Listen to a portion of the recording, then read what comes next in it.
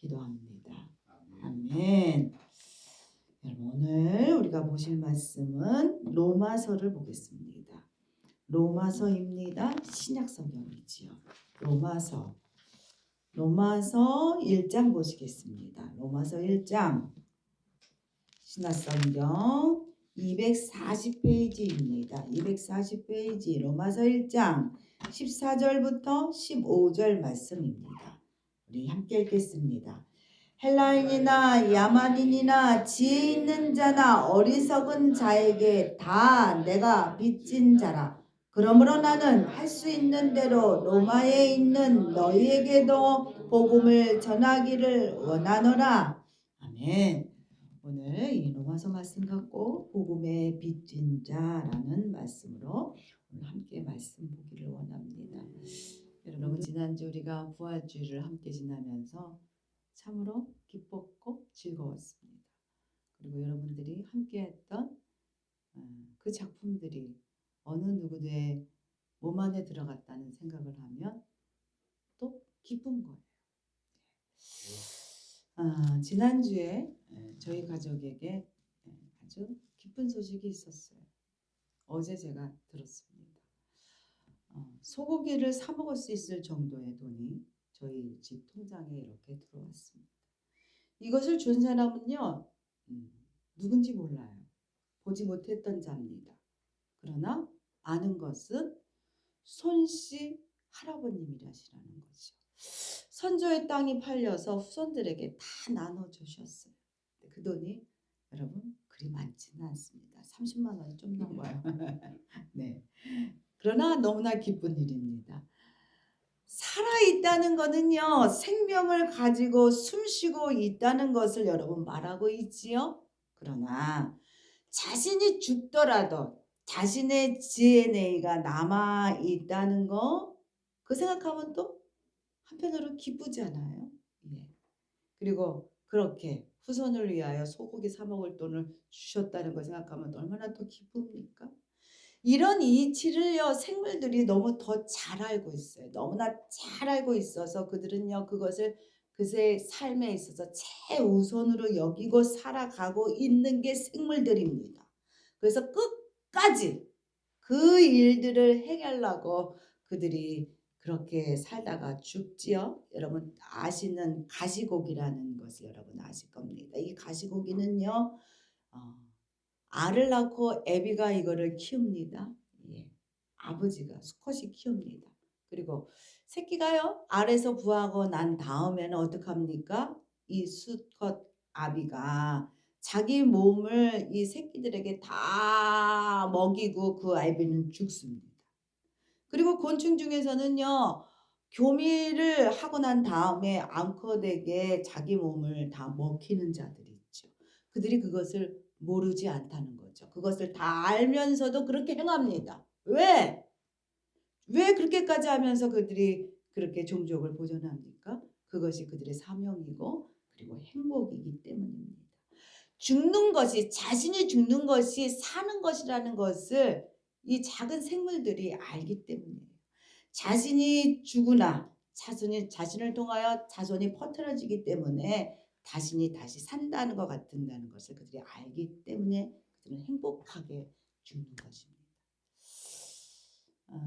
뉴스를 보니까 어떤 나이든 여배우가요, 아기를 이렇게 안았습니다. 이 나이든 여배우가 이렇게 아이를 아는 것만으로도 이것이 뉴스거리였는데, 더 큰 얘기가 이 아이가, 이 여배우가 얼마 전에 암으로 죽은 아들의 자녀였다는 겁니다. 아기는요, 냉동 보관에 되었던 아들의 정자를 가지고 그리고 대르모를 통하여 얻었다고 합니다. 이 여배우는요, 생전에 아들이 자신의 분신이 자기는 없을지라도 이 땅에 살아가기를 원했다는 것을 알았기 때문에 그런 일을 했다는 겁니다. 여러분, 이렇듯이요, 보존과 생산에 대한 본능과 책임은 우리가 살아야 될 이유 중에 아주 중요한 이유가 됩니다. 우리가 코로나를 겪으면서 예배 드리는 것만으로도 만족한 긴 시간을 우리가 보냈습니다만, 그런 시간 속에서 우리가 해야 될 또 다른 일들은 우리가 못했다는 거죠. 그러다 보니까요, 우리가 한편으로는 되게 많이 게을러졌어요. 그리고 복음의 빚을 갚지 못하고 있다는 이 마음감이 어느 순간에 우리에게 부담감으로 그리고 마음의 불편함으로 여러분 자리 잡고 계시지요? 그런 마음이 없다면 조금 이상한 겁니다. 왜냐하면 우리는 빚진 자이기 때문입니다.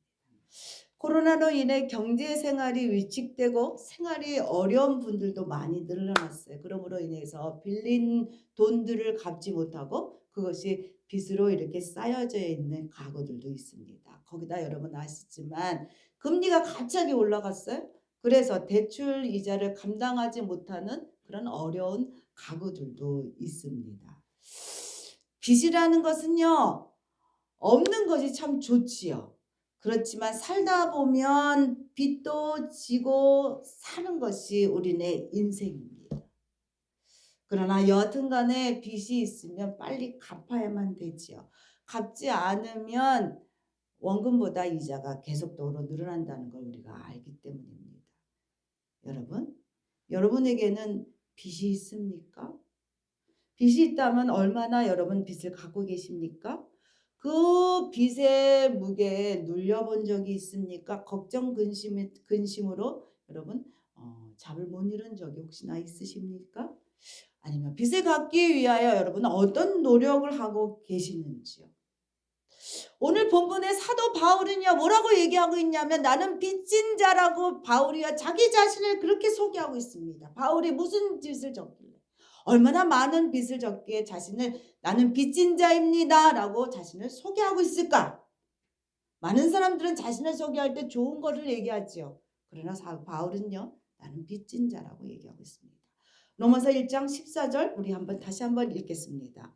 헬라인이나 야만인이나 지혜 있는 자나 어리석은 자에게 다 내가 빚진 자라. 예, 그는요 모두에게 빚을 졌다고 그가 고백하고 있습니다. 왜 바울은 한 번도 만나보지도 않은 자들에게도 내가 빚을 졌다고 얘기하고 있을까?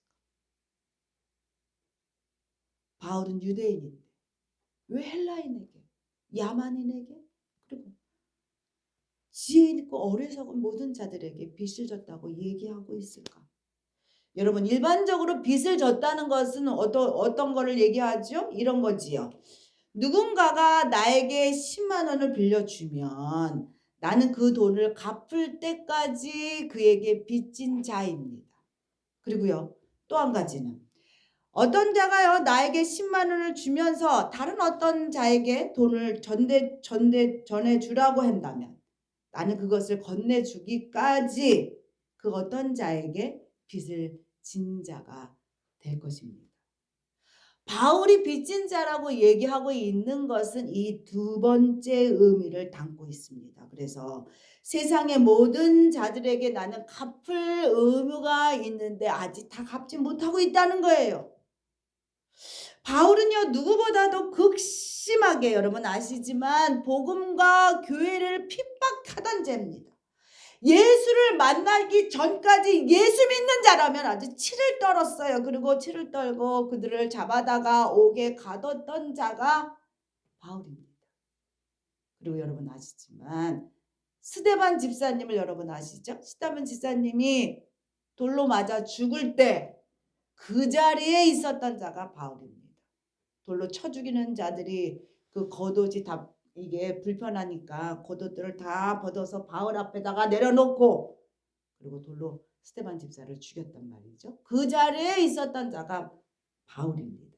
그렇게까지 핍박했던 자.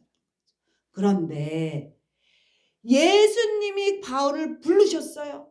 그리고 구원함을 바울에게 줬단 말이에요.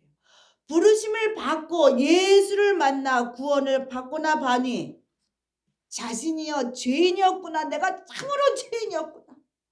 어떤 죄인보다도 내가 대단한 아주 죄인 중에 괴수였구나 라는 것을 바울이 깨달았겠답니다. 그 깨달음을 느끼고 난 순간부터 이 바울은요 어떤 마음이 그 마음에 들기 시작했냐면 나는 대단한 빚을 졌다는 거. 나는 구원의 빚진 자. 나는 빚진 자, 빚을 갚아야 돼. 그 절절함이 이 바울의 마음 가운데 나오기 시작했습니다. 그리고 그 빚을 외면하거나 숨기지 않고 나는 많은 빚을 진 자라고 고백하고 그 빚을 갚기 위하여 그의 일생을 바치기 시작했다는 겁니다. 우리나라에서 여러분 빚진 자 하면 여러분 어떤 사람이 생각납니까? 이상미라는 가수를 여러분 생각나실 것입니다. 그는요 자신의 욕심과 야망을 드러내기 위하여 엄청나게 빚을 졌어요. 무리한 사업을 했지요. 그의 빚이요 자그마치 70억이라고 합니다. 엄청나지요.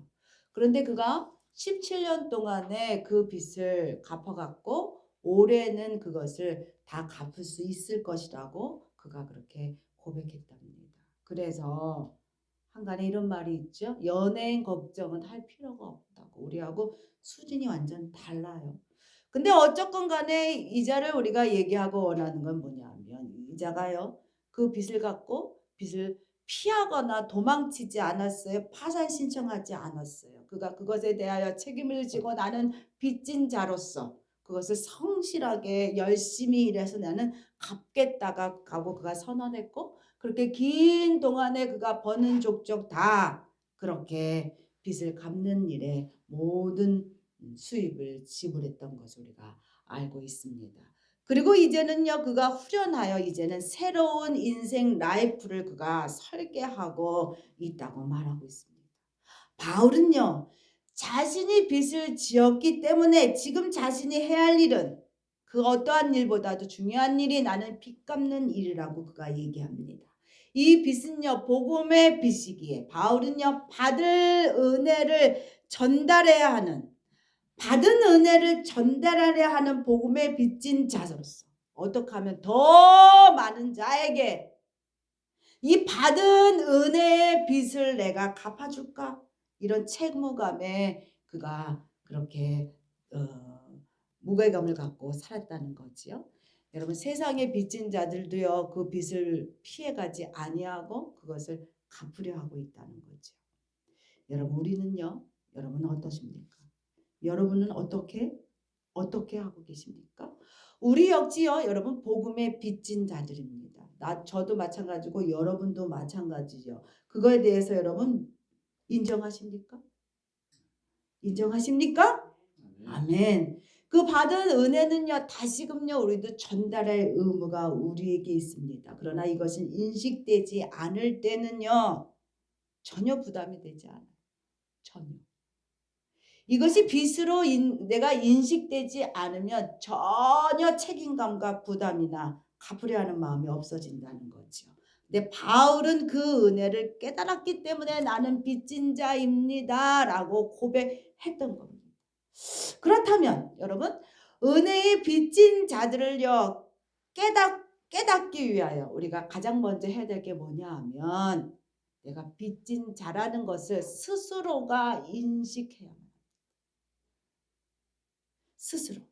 먼저 내가 빚이 있다는 사실을 여러분 인식해야만 돼요. 내가 빚이 있는데도 불구하고 내가 빚이 있다는 것을 인식하고 사는 삶과 빚이 있을지라도 이것은 내가 갚지 않아도 돼 하고 인식하지 아니하고 살아가는 삶은 완전히 다르다는 거죠.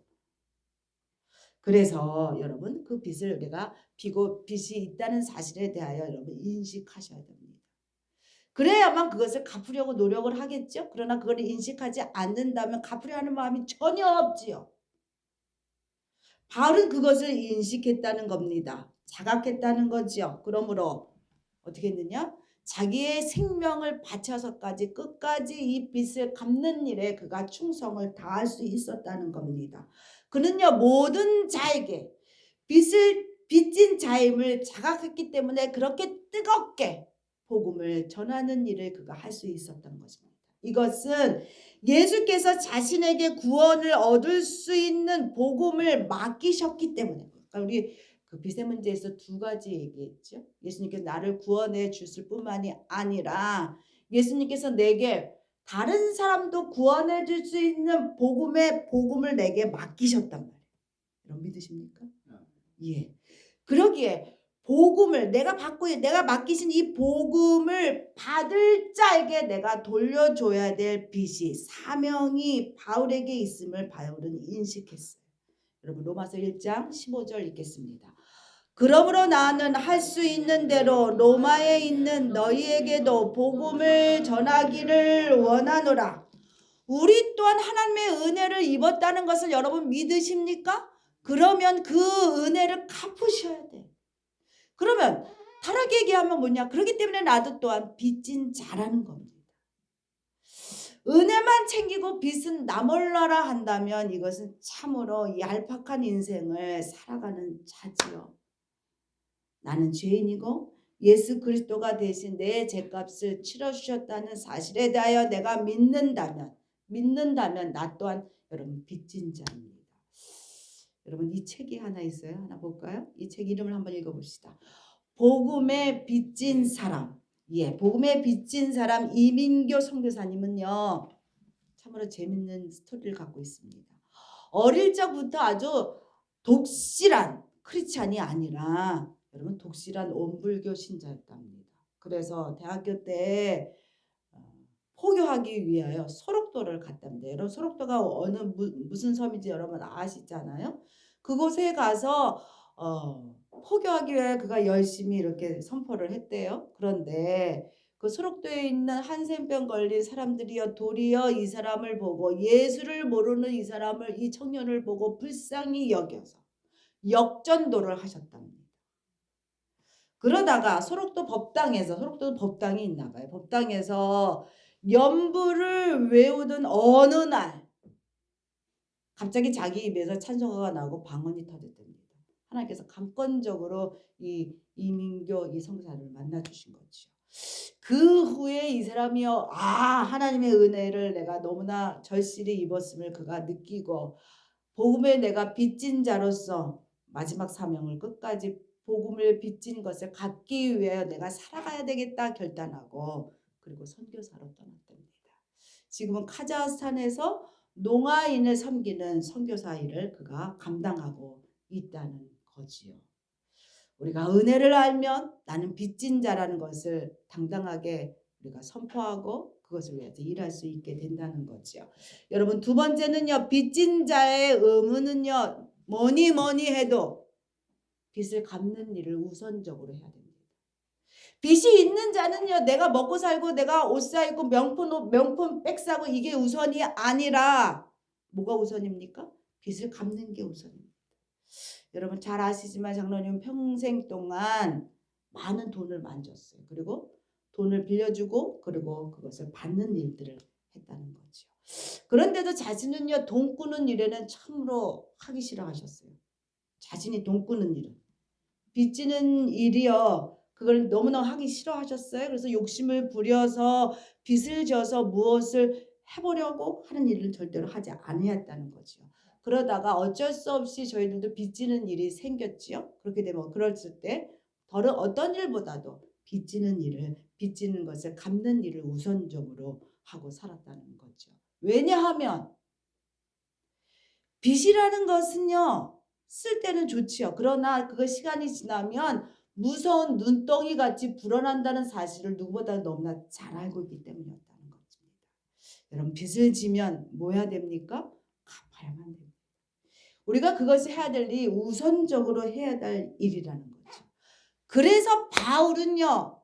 그의 인생에 의해서 가장 먼저 해야 되고 우선적으로 해야 될 것이 안지나 서나 빚 갚는 일.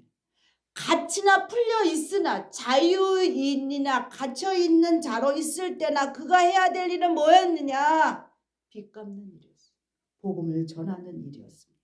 사도행전 20장 24절 읽겠습니다. 내가 달려갈 길과 주 예수께 받은 사명 곧 하나님의 은혜의 복음을 증언하는 일을 마치려 하면은 나의 생명조차 조금도 귀한 것으로 여기지 아니하노라.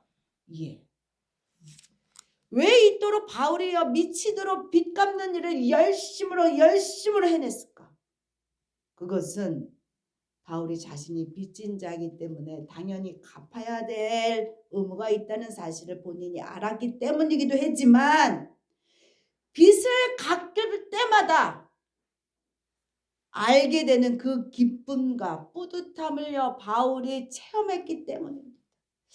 빚을 갚을 때마다 죽은 영혼들이 살아나는 그 기쁨을 이 바울이 체험했기 때문에 빚을 갚는 일을 또 하고 싶고 또 하고 싶고 또 하려 하고 또 하려 했다는 거죠. 그래서 여러분 전도라는 것도요 해본 사람이 또 하고 또 합니다.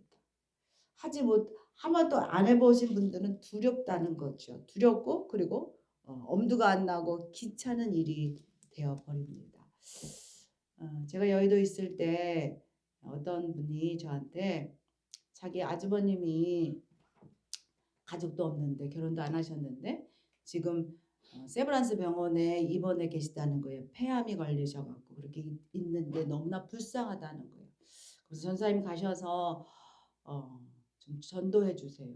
복음을 좀 전해 주세요. 그런 청을 하셨어요. 그래서 제가 총무 권사님하고 세브란스 병원에 갔습니다. 가서 그분에게 기도해 드리고 그 다음에 또 가서 사역리를 들고 가서 다시금 그분에게 찬찬히 복음에 대하여 다시금 그에게 설명하고 그리고 구원을 선포해 드리고 그리고 돌아왔습니다.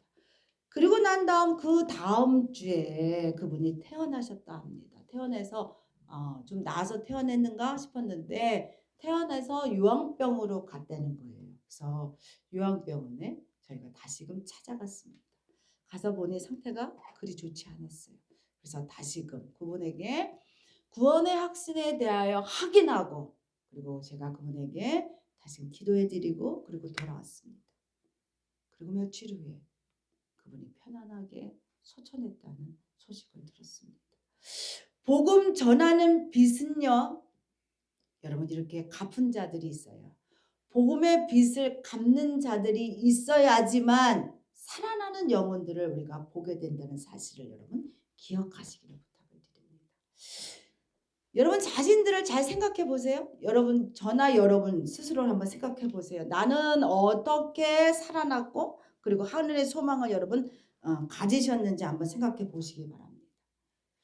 복음에 빚진 자들이 내게 갚아줬던 그 일 때문에 여러분도 복음을 들었고 그렇기 때문에 여러분 살아나셨을 것입니다. 어느 누구와 예수만이 구원의 길임을 예수를 통해서만이 하늘나라에 갈 수 있다는 사실을 여러분 누가 나에게 얘기해 줬기 때문에 여러분도 살아나셨을 것입니다. 요한복음 14장 6절 읽겠습니다.